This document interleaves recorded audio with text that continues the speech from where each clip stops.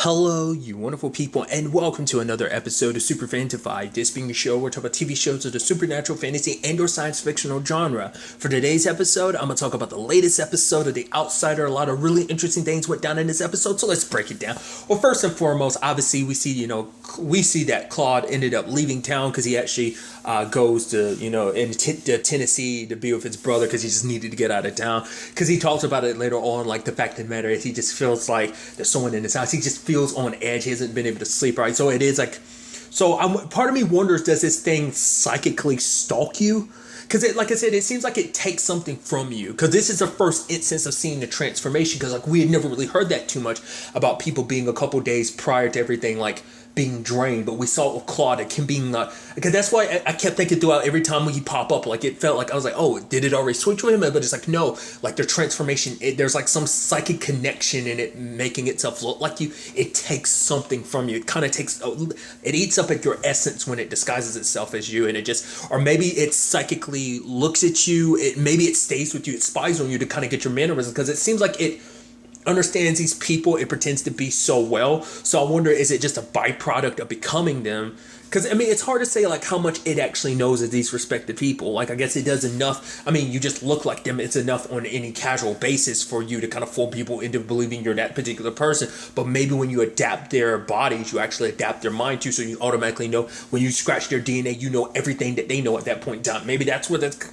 all that is. Once again, I'm getting caught up in semantics of it. But Holly's plan is basically, okay, we got a time window where we can strike this thing. The thing ended up becoming like, we caught this thing off guard because it didn't expect us to get the evidence about Terry so soon. So it didn't have any time, like, because at least in between the Maria situation and the Heath situation, there was no immediate, like, oh, it wasn't until later on the evidence came up that contradicts things. Like, Ralph was kind of already on top of the evidence when it came up, like, it contradicted, so he was pushing for it. So this thing got nervous. It's like, for the first time out of any time, forever long this, El Cuco's been doing this, it's never been this close to being caught or exposed, so it had to it really had to hide away, and that's why it needed Jack, because maybe that's why it had Heath's cousin help, because maybe with the Maria situation it was so close to getting, well, maybe the Heath situation as well as the Maria situation,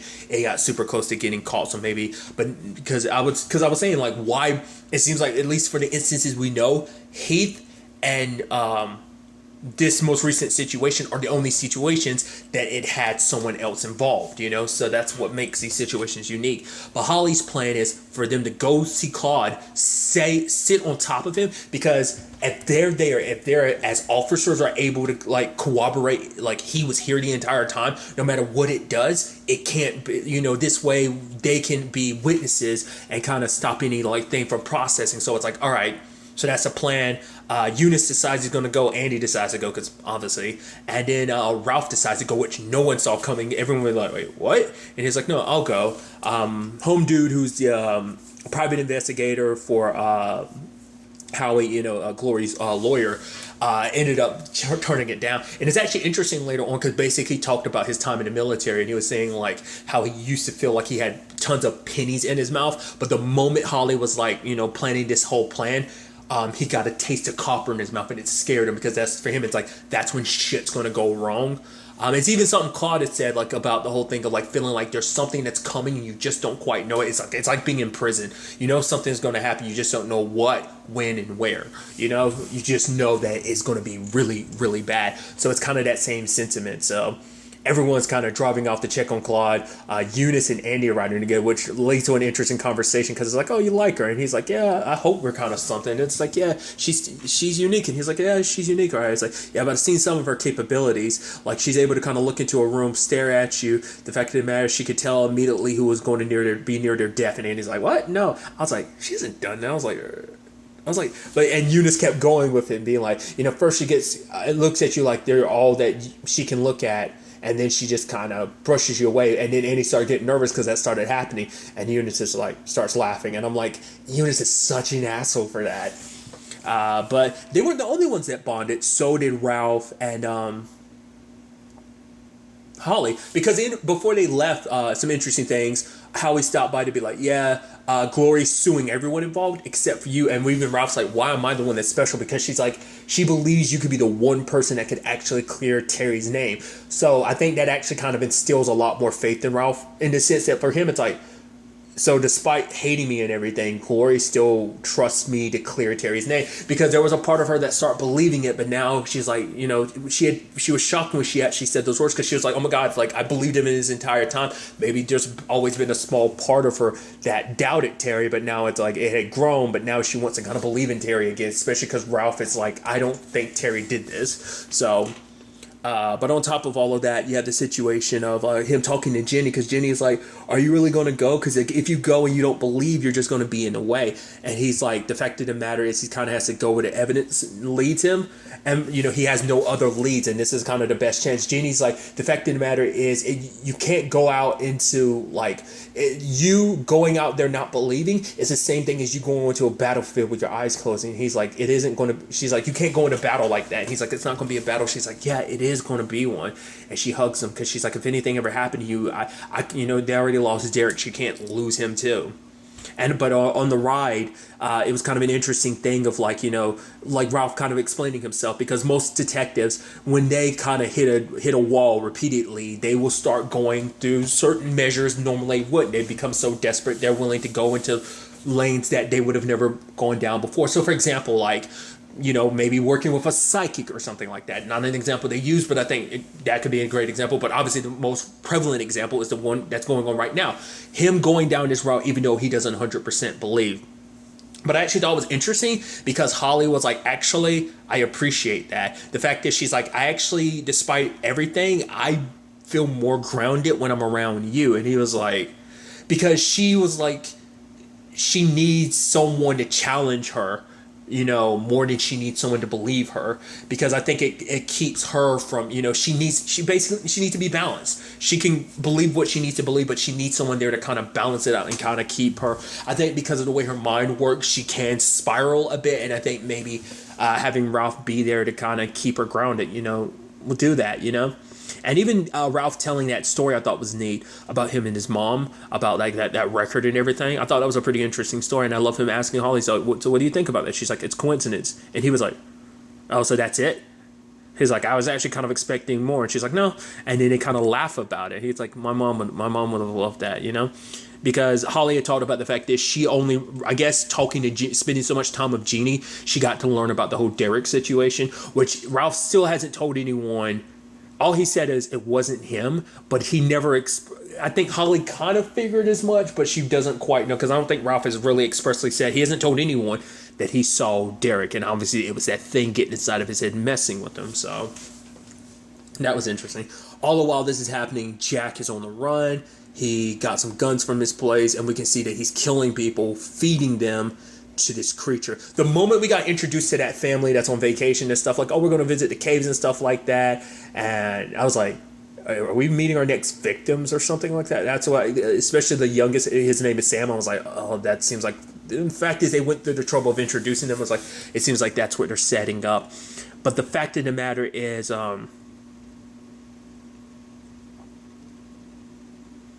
it's also interesting too. Well, because I'm kind of all over the place, but I mean, I do apologize. But I'll get to that soon enough. But the fact of the matter is, Jack is feeding that thing, and for him it's like, I need more food, because it's still in a weakened state, but I guess the more it feeds, the more it can rapidly increase like the transformation state, I guess, or at least gain back enough strength to push forward with the transformation. It ends up being there like, what I'd say, 90% there. Jack having to listen to the thing like scritching on bones and stuff like that. The person he fed to him, it turns out that he needed more because the dude had cancer, and I love Jack being like, well, he doesn't have to worry about it anymore.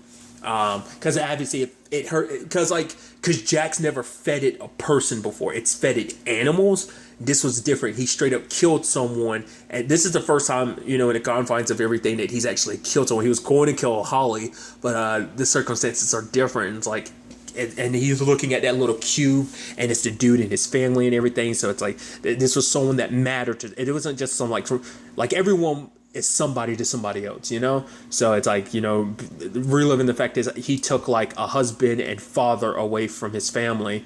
You know, it's hitting Jack, and, you know, he kind of has no choice in the matter. Especially it was interesting because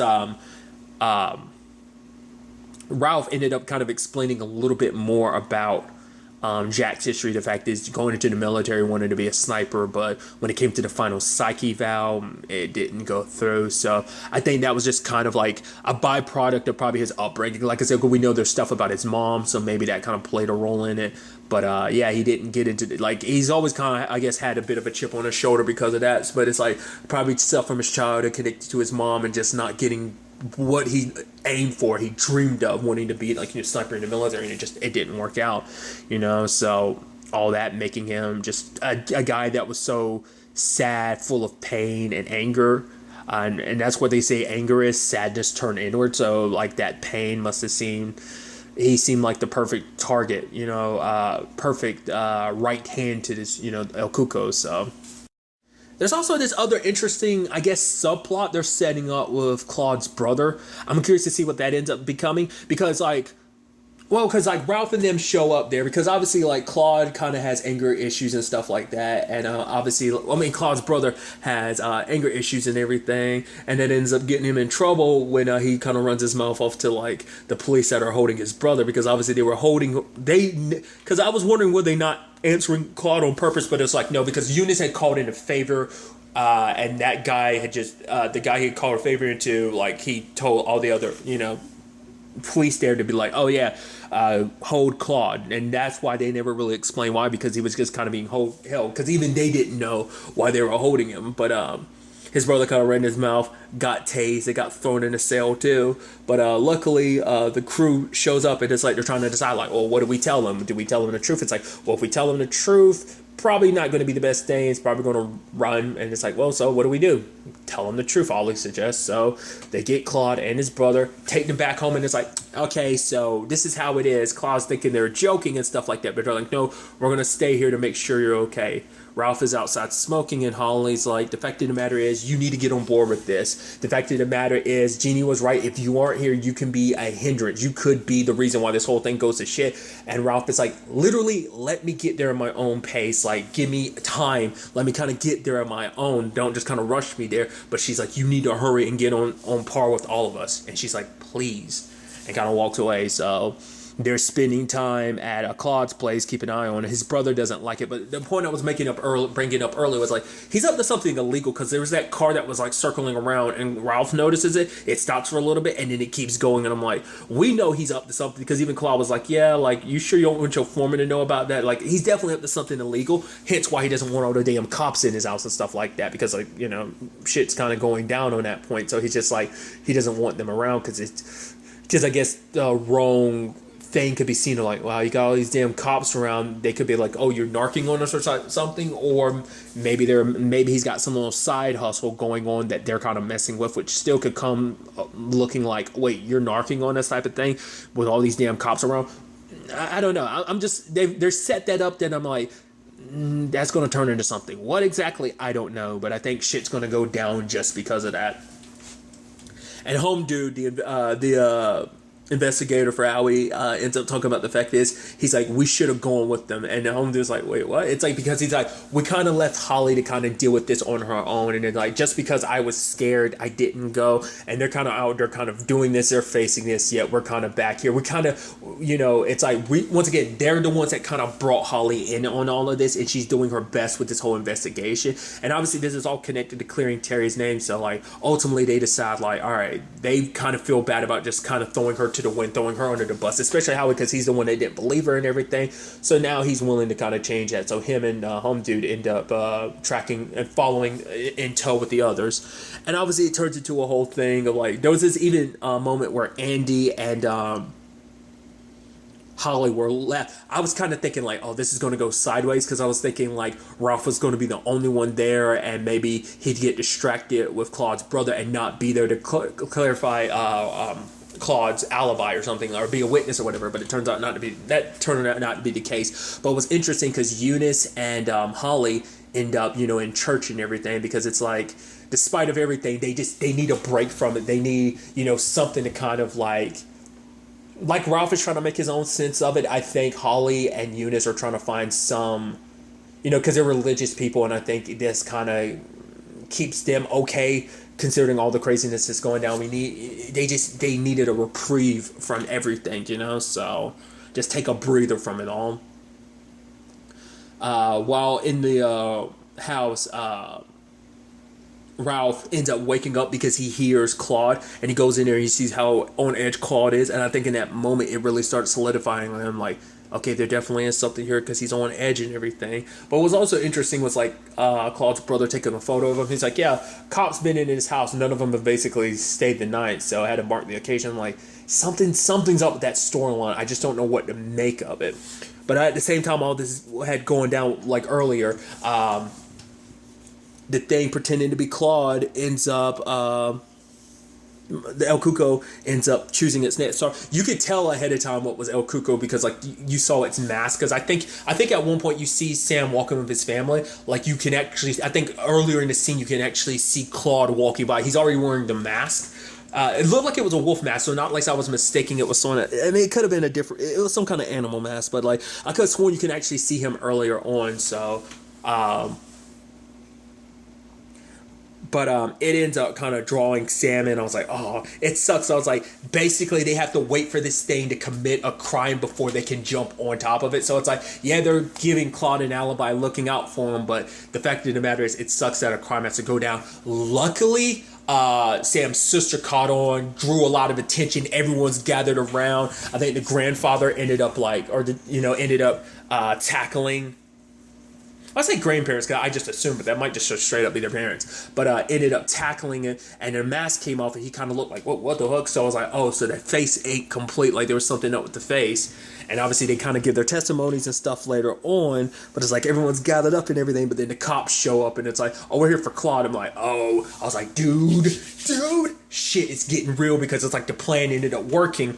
And then Ralph is seeing like, wait, this thing looks exactly like Claude, but its face is messed up. It's like, whoa. And then Holly's looking at him because now it's like, and Ben, I'm about to call him Ben because the actor's real name is Ben, but Ralph is just kind of like nodding his head like, I didn't actually bring this up before because I don't think she's British. She might be British, but I think she's something else. Cynthia Erivo, the actress who plays Holly.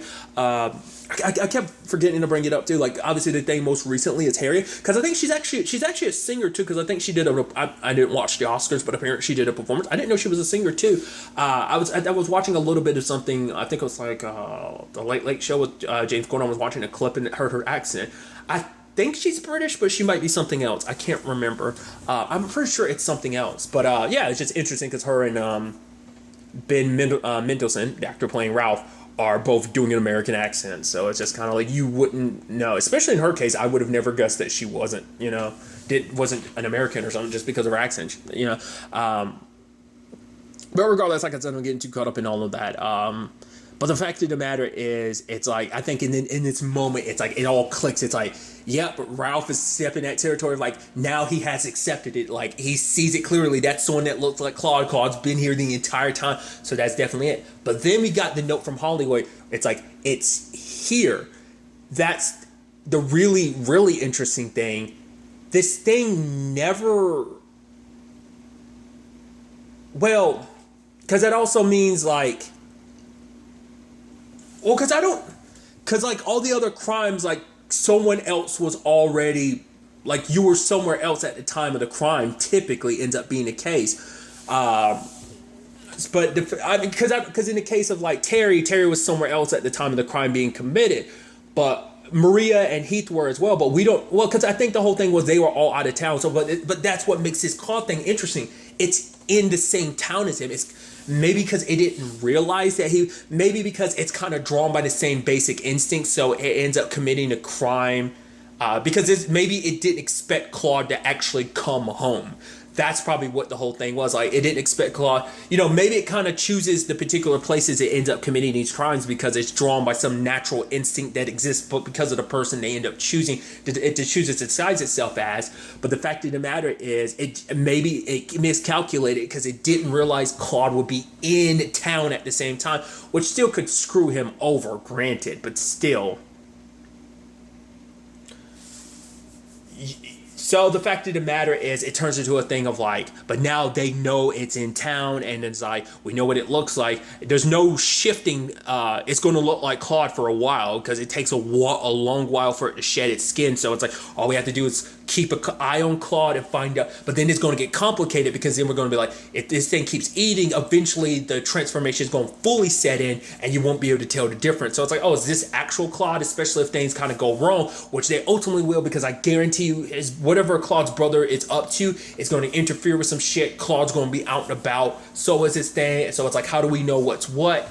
It's definitely, things are getting interesting because we are heading to the end of the season. It's only 10 episodes, so we're literally down to the last 2, and I'm like, I'm so curious to see how this whole situation ends up playing out.